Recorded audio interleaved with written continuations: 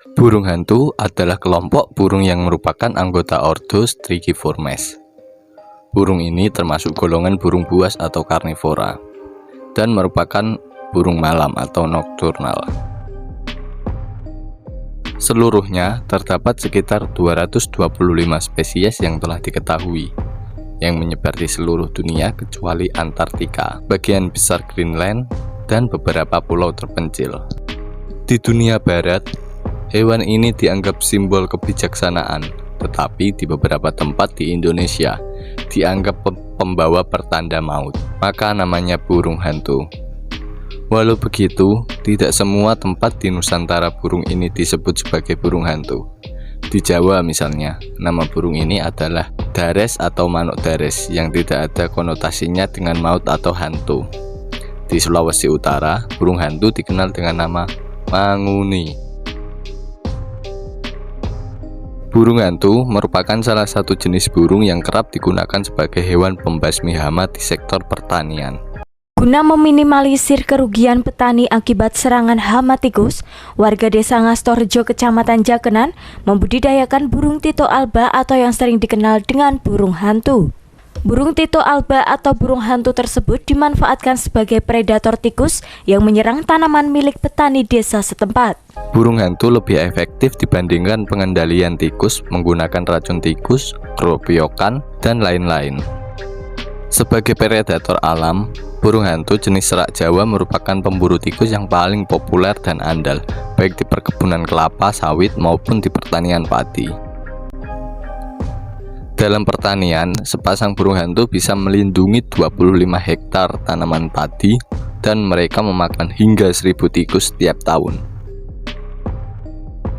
Ordo Strigiformes terdiri dari dua suku atau famili, yakni suku burung serak atau burung hantu gudang dan suku burung hantu sejati. Banyak dari jenis-jenis burung hantu ini yang merupakan jenis endemik di Indonesia, terutama dari marga Tito, Otus, dan Ninox. Semua burung hantu adalah burung pemangsa karnivora dan hidup dari makanan serangga, tikus kecil, dan lagormok. Beberapa burung hantu juga secara khusus diadaptasi untuk berburu ikan. Mereka sangat mahir berburu di lingkungan masing-masing. Karena burung hantu dapat ditemukan di hampir semua bagian dunia dan di berbagai ekosistem, keterampilan dan karakteristik berburu mereka sedikit berbeda dari satu spesies ke spesies lainnya, meskipun sebagian besar karakteristik dimiliki oleh semua spesies. Burung hantu dikenal sebagai pemangsa diam di malam hari, mampu terbang hanya beberapa inci dari mangsanya tanpa terdeteksi.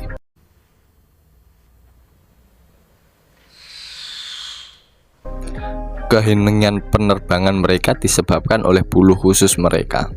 Tepi depan sayap burung hantu memiliki bulu yang ditutupi struktur kecil yang menonjol keluar dari sayap.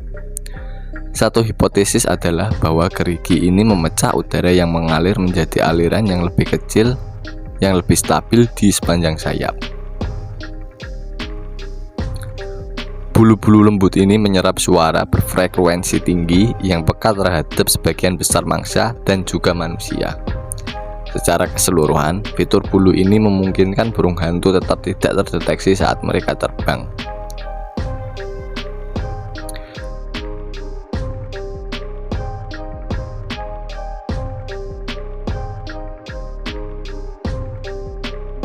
Kebanyakan burung hantu nokturnal atau krepuskular, yang berarti mereka aktif di malam hari atau selama periode senja dan fajar.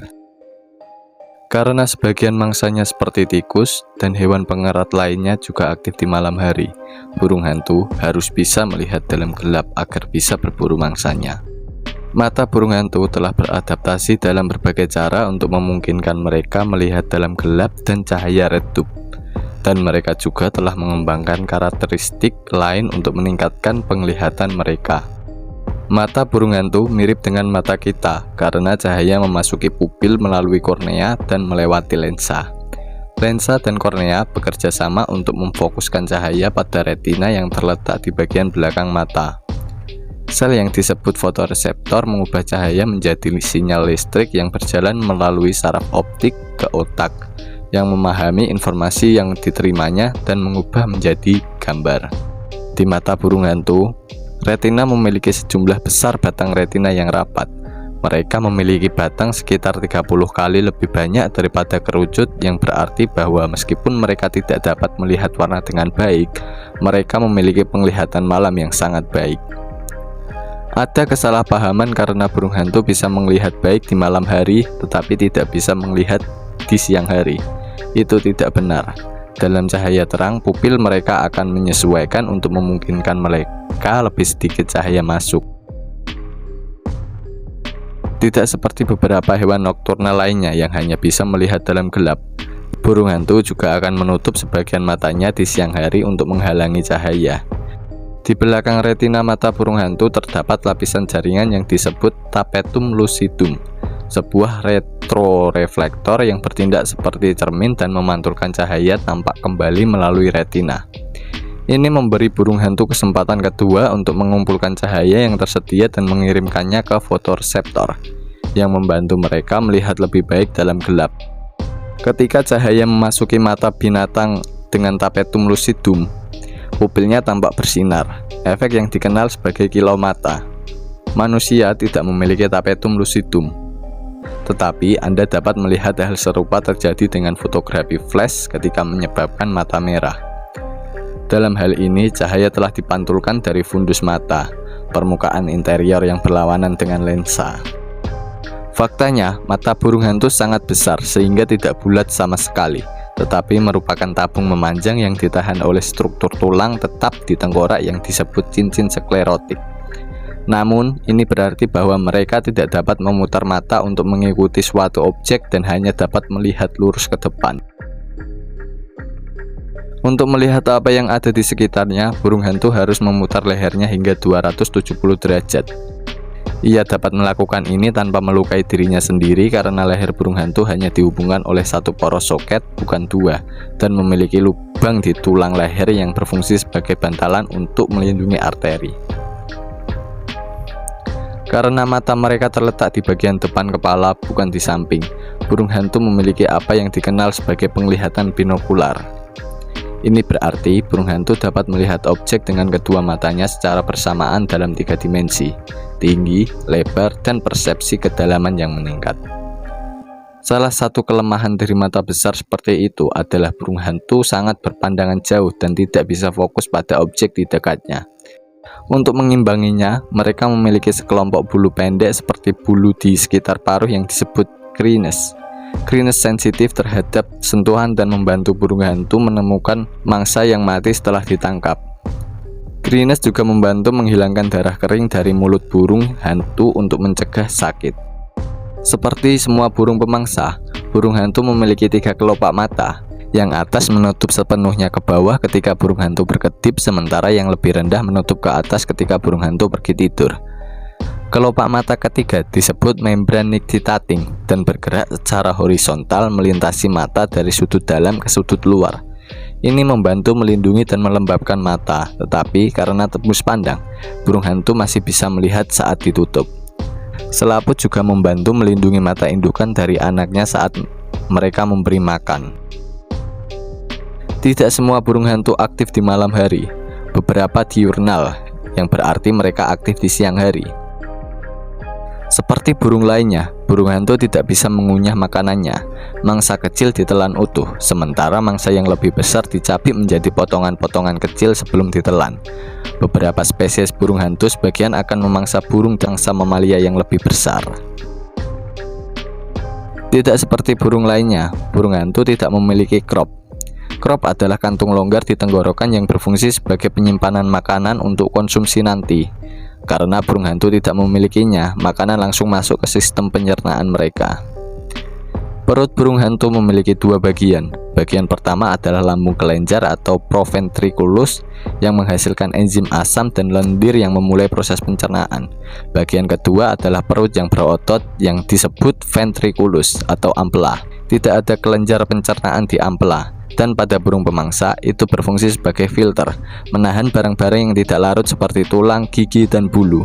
Bagian yang tidak bisa dicerna ini nantinya akan dibentuk seperti jajanan yang lonjong dan dimuntahkan kembali setelah 10 jam sehabis makan. Mereka memiliki sistem pendengaran yang sangat berkembang untuk mencari mangsa. Pendengaran burung hantu jauh lebih tajam pada frekuensi tertentu yang memungkinkannya untuk mendengar bahkan gerakan sekecil apapun dari mangsanya di daun atau semak belukar. Telinga diletak di sisi kepala, di belakang mata, dan ditutupi oleh bulu-bulu cakram wajah. Beberapa spesies burung hantu memiliki jumbai telinga di kepala mereka, tetapi mereka sama sekali bukan telinga. Jumbai bulu ini dapat menunjukkan suasana hati burung, membantunya tetap tersamar dengan meniru cabang atau daun, atau digunakan untuk menunjukkan agresi atau dominasi. Ketika suara terdengar, burung hantu dapat mengetahui arahnya karena perbedaan waktu menit di mana suara dirasakan di telinga kiri dan kanan. Misalnya, jika suara itu di sebelah kiri burung hantu, telinga kiri akan mendengarnya di depan telinga kanan. Burung hantu kemudian memutar kepalanya sehingga suara tersebut sampai di kedua telinga secara bersamaan. Maka ia mengetahui mangsanya ada tepat di depannya. Burung hantu merupakan burung yang setia pada satu pasangan, tetapi ada burung hantu yang tidak setia hidup semati seperti janji mantan. Setiap jantan dan betina hanya akan kawin satu sama lain per musim. Setiap tahun mereka akan menemukan satu sama lain lagi untuk tujuan kawin dan kemudian berpisah lagi. Alasan burung hantu monogami dikarenakan kepraktisannya. Ya, praktis. Mereka tidak ingin menghabiskan waktunya untuk mencari pasangan karena burung hantu dikenal bukan burung yang suka bermigrasi dan burung yang teritorial. Alasan lain karena beberapa burung hantu tidak hidup lama di alam liar. Misalnya, barn owl hanya hidup sekitar 4 tahun. Sedangkan burung hantu dapat bercerai dengan pasangannya dikarenakan KDRT. Bukan. Perceraian burung hantu bisa disebabkan karena sang betina karena kurang subur atau hanya bertelur sedikit, dan karena sang anak yang tidak dapat survive. Hal lain yang menjadi alasan perceraian adalah sang jantan yang masih muda. Rowling mengatakan sang jantan yang masih muda bukan karena belum siap membangun rumah tangga, tetapi karena butuh waktu untuk menemukan pasangan yang cocok. Burung hantu tidak membuat sarang. Mereka biasanya menempati sarang burung lain yang udah terbengkalai. Kalau perceraian terjadi, sang betina lah yang akan meninggalkan sarangnya. Cara PDKT burung hantu adalah sang pejantan akan bersuara sekeras mungkin untuk memanggil pembetina. Anjir, bingung juga saya membahas ini. Katanya burung hantu monogami, tapi kenapa mereka pada saat musim kawin mereka mencari pasangan? Apakah hal ini hanya dilakukan sama burung hantu yang baru pertama kali kawin? Ya, intinya begitulah. Teks ini dibuat bukan karangan saya, melainkan dari beberapa referensi. Oke, lanjut.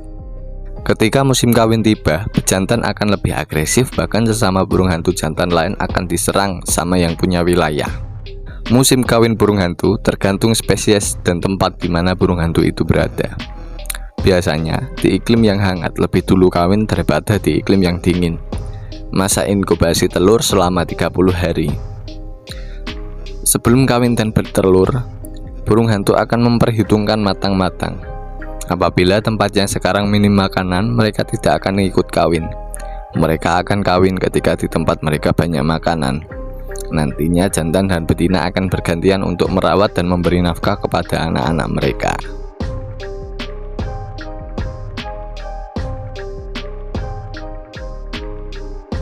Cuma itu yang saya bahas kali ini. Apabila ada kurangnya saya mohon maaf. Saran dan kritikan Anda sangat berarti bagi saya. Silahkan komen untuk memberikan saran dan kritik. Saya juga membutuhkan support dari Anda dengan cara subscribe channel ini atau share di link yang ada di deskripsi. Terima kasih telah menonton sampai habis video yang membosankan ini. Sampai jumpa.